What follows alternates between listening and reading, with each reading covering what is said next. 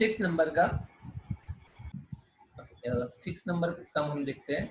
Actually तो simple सा सम है, सॉल्व करने की जरूरत नहीं है कि if angle A and B are acute angle such that cos A और cos बी की वैल्यू सेम है, तो एंगल ए और एंगल बी की वैल्यू भी सेम होगी। सिंपल सी चीज है यार, दो cos की वैल्यू सेम दिखाई है तो ये दोनों एंगल कैसे हो जाएंगे, इक्वल होंगे, तभी सेम होगी। बट फिर भी प्रूव करने के लिए हम दो ट्राइंगल ले लेते हैं। इसको हम प्रूव कैसे करते हैं, देखो ध्यान से। दो राइट एंगल ट्रायंगल जिसमें एक में हम नाम दे देते हैं, जैसे कि ए की बात है तो यहाँ पे हम ए नाम दे देते हैं और दूसरे वाले में बी। यहाँ पे कुछ ले देते हैं पी क्यू और यहाँ पे हम ले लेते हैं आर एस।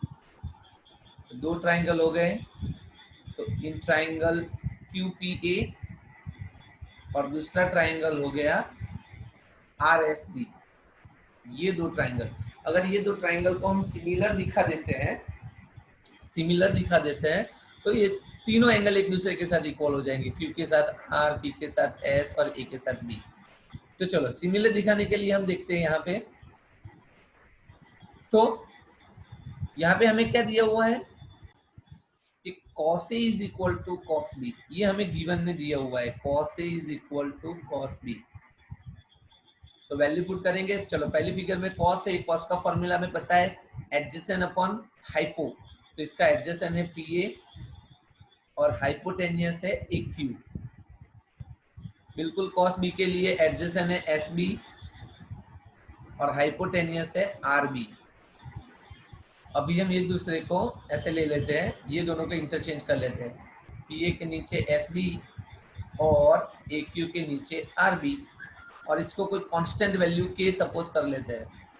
तो इसका मतलब जो ये AP है वो हो जाएगा SB इंटू K, यानी कि K इंटू SB। जो AP है वो हो जाएगा K इंटू SB, और दूसरी जो वैल्यू है वो AQ वो हो जाएगी K इंटू RB। ओके, अभी हम ले रहे हैं नेक्स्ट, बाकी जो साइड बची है उसका हम रेशियो ले रहे हैं। जैसे कि यहाँ पे हमें बाकी साइड बची है PQ एंड RS, तो ये दोनों का मैं रेशियो लेता हूँ PQ एंड RS। तो पहले मैं PQ square and RS square लिखूंगा। तो PQ स्क्वायर में पाइथागोरस फॉर्मूला हम अप्लाई करेंगे, तो PQ square is equal to AQ square minus AP square, PQ square minus AP square, और नीचे है RS स्क्वायर। तो RS स्क्वायर का फॉर्मूला रहेगा RB minus SB, RB minus SB square.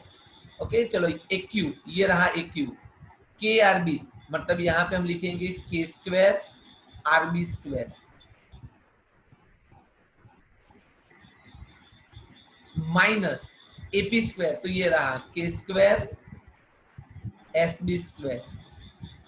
नीचे एज इट इज रखते हैं हम RB स्क्वायर और SB स्क्वायर को, तो ऊपर से K स्क्वायर कॉमन निकलेगा तो अंदर बचेगा RB square minus SB square, नीचे भी RB square minus SB square, वो तो कट हो जाएगा। इसका मतलब PQ स्क्वायर और जो RS स्क्वायर था वो हमें मिल गया K स्क्वायर।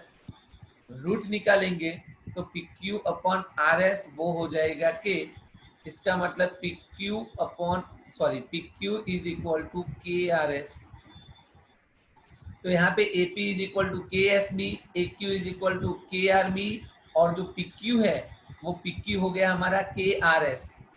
तो यहाँ पे अगर हम देखें ध्यान से स्टूडेंट, तो ये दोनों तो इक्वल थे, AP upon SB, AQ upon RB equal to K, but यहाँ पे K की वैल्यू हमें क्या मिल गई, PQ अपॉन RS।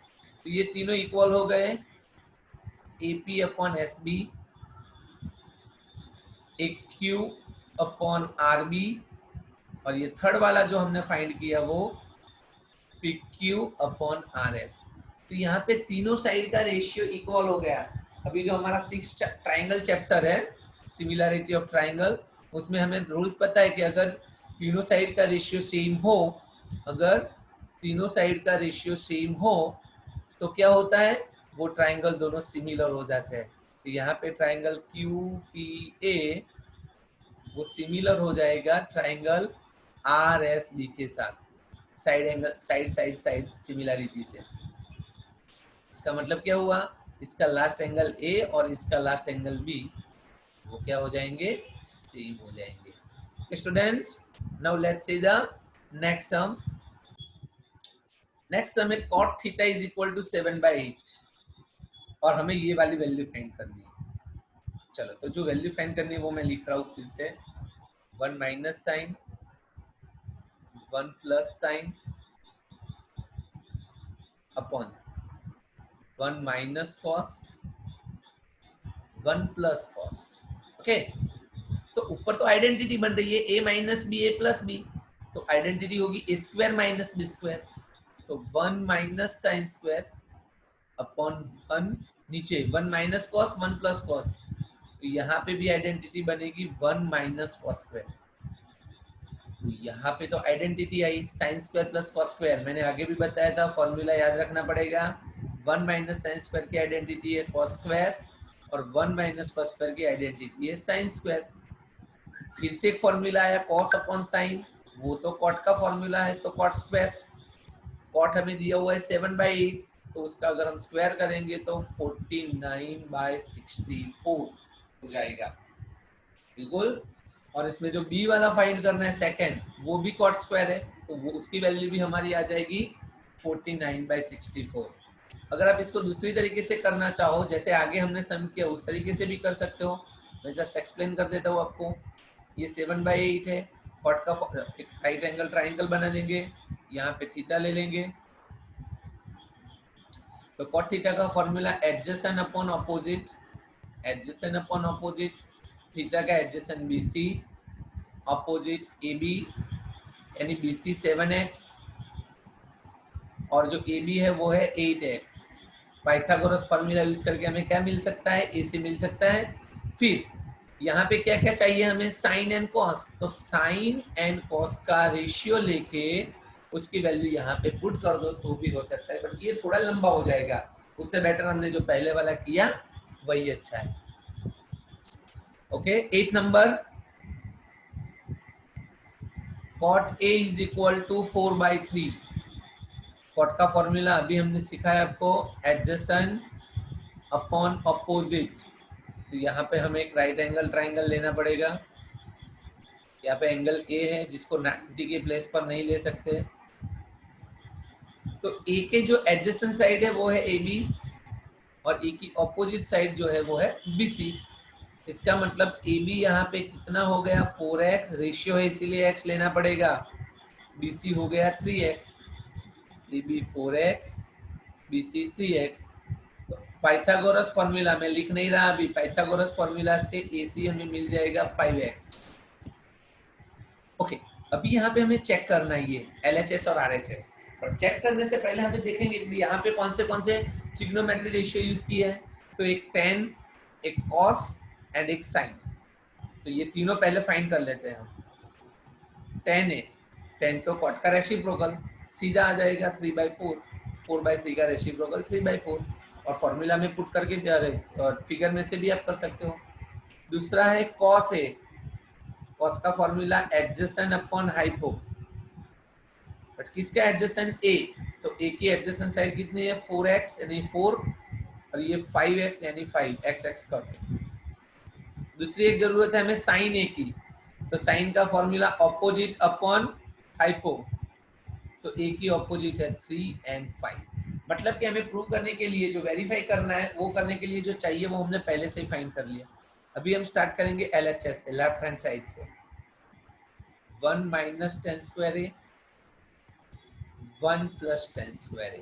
चलो वैल्यू पुट करें. tan है 3/4, तो उसका स्क्वायर करेंगे तो 9/16, नीचे 1 प्लस 9/16. ऊपर एलसीएम आएगा 16, 16 1 जा 16 माइनस 9 यानी 7, 16 1 जा 16 प्लस 9 यानी 25. 16 16 कट, इट्स 7/25. तो LHS मिला तो बिल्कुल RHS भी वही मिलना चाहिए हमें. चेक कर लेते हैं वैल्यू पुट करके. ये हमारा RHS. कॉस हमने फाइंड किया हुआ है 4/5 यानी 4 का स्क्वायर 16/25 और साइन जो है 3/5 यानी उसका स्क्वायर 9/25. तो एलसीएम ले लेंगे 25 और ये दोनों का माइनस करेंगे तो वो हो जाएगा 7/25। तो स्टूडेंट देखा आपने यहाँ पे LHS एंड RHS वो दोनों हमें कैसे मिल गए, इक्वल मिल गए। Next sum, in triangle ABC right angle at B, पहले से बोल दिया हुआ है हमें कि जो ट्राइंगल ABC है वो बी पर राइट एंगल है। 10A दिया हुआ है 1/√3, 10A दिया हुआ है 1/√3।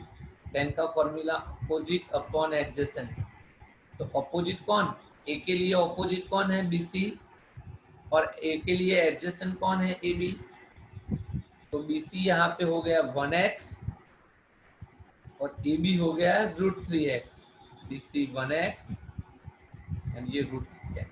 तो अकॉर्डिंग टू पाइथागोरस आपको लिखना पड़ेगा फॉर्मूला पाइथागोरस का, मैं यहाँ पे डायरेक्ट लिख रहा हूँ। पाइथागोरस से ये मिल जाएगा आपको 2x, AC मिल गया 2x। तीनों वैल्यू फाइंड कर ली। अभी क्या फाइंड करना है, पहले फर्स्ट वाले में sin A into cos C plus cos A into sine C। तो स्टूडेंट यहाँ पे अभी हम डायरेक्ट वैल्यू पुट करते हैं। चलो साइन A, साइन यानी ऑपोजिट, तो A की ऑपोजिट कौन आएगी 1 और हाइपो यानी 2 इंटू कॉस C, कॉस यानी C का एडजेसेंट अगेन 1/2, और ये दोनों की वैल्यू पुट करोगे तो √3/2 एंड √3/2। 1 का स्क्वायर 1/4, √3 का स्क्वायर 3/4, 4 LCM, 4 4 कट, ये हो गया हमारा आंसर 1। तो फर्स्ट वाले का आंसर हमें मिल गया, बिल्कुल इसके जैसे ही है। ये खुद बेटा आप ट्राई कर लेना होमवर्क में। 10 number, in triangle PQR right angle at Q, ये जो ट्राइंगल PQR है वो राइट एंगल एट Q, मतलब Q राइट एंगल है उसका। फिर दिया हुआ है PQ5, तो PQ यहाँ पे हमने लिख दिया 5। PR एंड QR दिया हुआ है 25, दोनों का प्लस दिया है PR एंड QR का। तो लेट मैं QR को ले लेता हूँ x, let QR is equal to x। तो ऑब्वियसली PR कितना होगा 25 माइनस x, क्योंकि PR एज इट इज रखेंगे, QR के बदले हम लिखेंगे x 25, तो PR हो जाएगा 25 माइनस x। तो स्टूडेंट इसमें कुछ नया नहीं है, बट हमें यहाँ पे जो तीनों साइड मिली वो x के फॉर्मेट में मिली। तो x ढूंढने के लिए हम पाइथागोरस फॉर्मूला यूज करेंगे यहाँ पे, PR square is equal to PQ square plus QR square, 25 minus x whole square, PQ square यानी 25 एंड QR स्क्वायर यानी x square. a minus b whole square की आइडेंटिटी से 625 minus 50x plus x square is equal to 25 plus x, दोनों side से x square cut, minus 50x right side जाएगा तो plus 25 minus हो जाएगा, तो ये हो जाएगा 600। तो 600 अपॉन 50 यानी कि 12, यहाँ पे हमें x मिल गया 12। तो QR जो हो गया वो हो गया 12, और यहाँ पे हम 25 में से 12 माइनस करेंगे तो ये मिल जाएगा हमें 13, मतलब बाकी की दो साइड भी मिल गई। अभी हमें क्या क्या फाइंड करने के लिए बोला है, साइन P, तो साइन का फॉर्मूला अपोजिट, तो P का अपोजिट कौन 12 अपॉन हाइपो यानी 13। दूसरा कॉस P, कॉस यानी एडजेसेंट, किसका एडजेसेंट P का एडजेसेंट कौन है 5 and 13। At the last 10P, 10 यानी अपोजिट वो 12 एंड एडजेसेंट और वो है 5। Okay students, now the last sum of this exercise 11 number, true false है। ये ट्रू फॉल्स सॉल्व करने से पहले आपको फॉर्मूला उसमें स्पेशली वो टेबल वाला याद होना चाहिए।